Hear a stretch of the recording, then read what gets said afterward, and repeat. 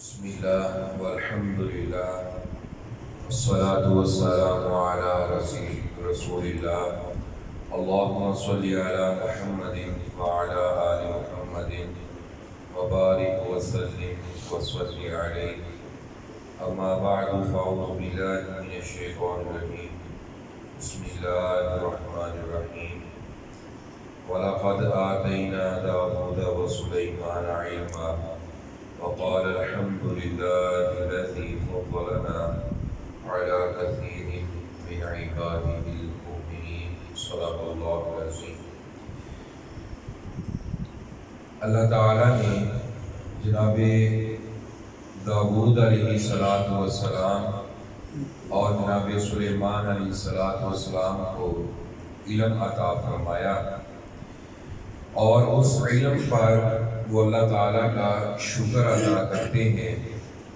اے اللہ، تیرا ہی شکر ہے کہ تو نے ہمیں اپنے مومن بندوں پر ہمیں فضیلت عطا فرمائی. علم اللہ کی ایک بہت بڑی نعمت ہے جو اللہ اپنے بندوں کو عطا فرماتے ہیں.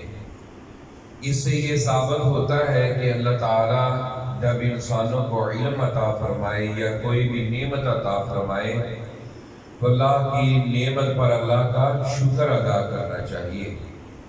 اللہ تعالیٰ نے سورہ نمل میں جناب سلیمان علیہ السلام کا واقعہ اور مختلف واقعات کو بیان فرمایا. حضرت سلیمان علیہ السلام وہ ہیں جن کو اللہ نے پوری کائنات کی بادشاہت عطا فرمائی. نبوت کے ساتھ ساتھ اللہ نے ان کو بادشاہت بھی عطا فرمائی.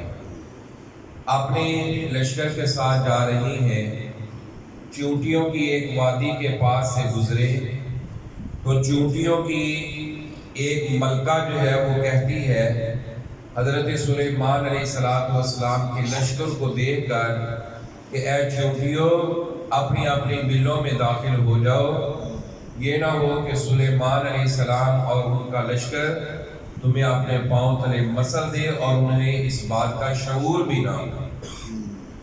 اور یہ بات اللہ پاک نے جناب سلیمان علیہ السلام کو سنا دی.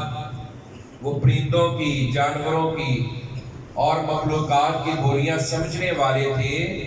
جب یہ بات سنی تو تبسم فرمایا، فَتَبَسَّمَ ضَاحِكًا مِّن قَوْلِهَا، ہلکی سی مسکراہٹ فرمائی اور اللہ کا شکر ادا کیا. اے اللہ، تیرا شکر ہے تو نے مجھے یہ نعمت عطا فرمائی ہے، مجھے بھی اور میرے والدین پر بھی اللہ تو نے یہ نعمت عطا فرمائی. اور اللہ، مجھے ایسے اعمال کرنے کی توفیق عطا فرمانا ترضاہ، جس سے تو راضی ہو جائے. اپنے نیک بندوں کے ساتھ ہمیں داخل کر لینا. اور اسی طرح اپنے لشکر کی اٹینڈنس لگائی، حاضری لگائی تو وہاں ایک پرندہ جس کا نام ہدہد ہے وہ نظر نہیں آ رہا. اللہ نے اس پرندے کا تذکرہ فرما کر کائنات کے انسانوں کو عقیدہ توحید سمجھا دی ہے. اللہ فرماتے ہیں حضرت سلیمان علیہ السلام فرمانے لگے کہ وہ کہاں چلا گیا ہے، وہ نظر نہیں آ رہا. ہدہد پرندہ، ہدہد پرندہ دیکھا ہے نا، اور لمبی چونچ ہے جی، وہ لمبی چونچ والا پرندہ، وہ ہدہد پرندہ، اللہ نے اس کا تذکرہ قرآن مجید میں بیان فرما دیا. سبحان. حضرت سلیمان علیہ السلام فرماتے ہیں جب وہ آئے گا تو میں اس کی چمڑی ادھیڑ دوں گا، اسے سخت سزا دوں گا، یا اسے ذبح کر دوں گا، یا وہ میرے پاس کوئی بہانہ لے کر، کوئی عذر لے کر آئے، کوئی دلیل لے کر آئے. ابھی تھوڑی دیر ہی گزری تھی کہ ہدہد پرندہ اڑتا ہوا جناب سلیمان علیہ السلام کے پاس آتا ہے اور آ کر ایک خبر دیتا ہے کہ اے سلیمان پیغمبر جی، میں سبا علاقے سے آیا ہوں، وہاں کے لوگ کیا کرتے ہیں، وَجَدْتُ امْرَأَةً تَمْلِكُهُمْ وَأُوتِيَتْ مِنْ كُلِّ شَيْءٍ وَلَهَا عَرْشٌ عَظِيمٌ. ایک عورت کو انہوں نے بادشاہت عطا کی ہوئی ہے اور اس کا بہت بڑا محل ہے، بہت بڑا تخت ہے. اور میں نے کیا دیکھا کہ وہ اور اس کی قوم جو ہے یسجدون للشمس من دون اللہ، وہ اللہ کو چھوڑ کر سورج کی پوجا کر رہے ہیں. اللہ کو چھوڑ کر کس کی پوجا کرتے ہیں؟ للشمس، سورج کی پوجا کرتے ہیں۔ شیطان نے ان کے اعمال کو مزین کر کے رکھ دیا ہے۔ اللہ اکبر۔ ہدہد پرندہ، وہ چھوٹی سی سری والا پرندہ، وہ کیا کہتا ہے جناب سلیمان علیہ السلام کو؟ اللہ کا قرآن ہے کہ اے سلیمان پیغمبر جی، ان کو چاہیے کہ وہ اس اللہ کی عبادت کریں۔ شرک جو ہے وہ ہدہد کو بھی پسند، شرک اس چھوٹی سی سری والے کو بھی پسند نہیں ہے۔ یہ انسان ہے جو اللہ کی مخلوقات، اللہ کے ساتھ شرک کرتے ہیں، اللہ کی مخلوقات کو پوجا کرتے ہیں، اللہ کے سامنے سجدہ ریز نہیں ہوتے، بلکہ اللہ کی مخلوقات کے سامنے، کبھی حجروں کے سامنے، کبھی شجر کے سامنے، کبھی درختوں کے سامنے، کبھی سورج کے سامنے، کبھی کسی کے سامنے۔ اللہ اکبر۔ ہدہد کیا کہتا ہے؟ اللہ یسجدوا للہ الذی یخرج الخبا فی السماوات والارض ویعلم ما تخفون وما تعلنون۔ جو دانہ تم زمین پر بو کر آتے ہو زمین کے اندر، اس کو پیدا کرتا ہے تو وہ اللہ کرتا ہے۔ اس اللہ کی عبادت کرنی چاہیے، اس اللہ کی عبادت کرنی چاہیے۔ اب حضرت سلیمان علیہ السلام نے دیکھا کہ یہ سچ کہتا ہے، یہ جھوٹا ہے۔ حضرت ابراہیم علیہ السلام نے ایک خط لکھا اور خط کے اندر لکھا انہو من سلیمان، یہ سلیمان علیہ السلام کی طرف سے ہے۔ وَإِنَّهُ بِسْمِ اللَّهِ الرَّحْمَنِ الرَّحِيمِ، اللہ کا نام لے کر لکھا گیا۔ خط کے شروع میں سب سے پہلے حضرت سلیمان علیہ السلام نے بسم اللہ لکھی اور بسم اللہ الرحمن الرحیم پورا لکھا ہے۔ یہ بسم اللہ الرحمن الرحیم لکھا کرو۔ وہ جو اوپر 786 ہے اس کے اعداد نکال دیتے ہو، کیوں ایسا کرتے ہو؟ حضرت سلیمان علیہ السلام نے اس کافرہ عورت کی طرف خط لکھا تھا اور وہاں بسم اللہ الرحمن الرحیم لکھا، اور اس عورت کو یہ پیغام اور میسج دیا، اللہ تعالی علیہ وعدونی مسلمین، میرے پاس آ جاؤ، فرما بردار ہو جاؤ، مسلمان ہو جاؤ اور میرے پاس آ جاؤ۔ اس نے اپنے سپاہیوں کو، وزیروں مشیروں کو بلا لیا اور ان سے مشورہ کیا کہ اس طرح ایک خط آیا ہے، کیا کہنا ہے، کیا کرنا چاہتے ہو؟ کہتے بادشاہ سلامت جہاں آپ کا، جو آپ کا آرڈر ہوگا اس کے مطابق کریں گے۔ حضرت سلیمان علیہ السلام کا خط دے کر عورت سمجھ گئی کہ یہ معمولی خط نہیں ہے، یہ کسی بڑے کا خط ہو سکتا ہے۔ آپ نے قوم کو بلایا، میں کچھ تحفے تحائف بھیجوں گی، اگر اس نے وہ قبول کر لیے تو ہم اس کو شکست دے دیں گے۔ حضرت سلیمان علیہ السلام کا وہ قاصر، وہ پرندہ، وہ ہدہد، وہ ساری خبریں جناب سلیمان علیہ السلام کو پہنچا رہا ہے کہ یہ ہے، یہ ہے، یہ ہے، ایسا ہونے والا ہے۔ اللہ اکبر۔ حضرت سلیمان علیہ السلام نے ایک حکمت عملی اختیار کی کہ کون ہے جو اس کا تخت، اس کا عرش میرے پاس لے کر آئے گا؟ یہ کہنے والا کہتا ہے جس کے پاس اسم اعظم تھا، اللہ کے ناموں کا اسم تھا، وظیفہ کرنے والا، وہ کہتا ہے آپ کے پلک جھپکنے سے پہلے اس کا تخت جو ہے وہ آپ کے پاس ہوگا۔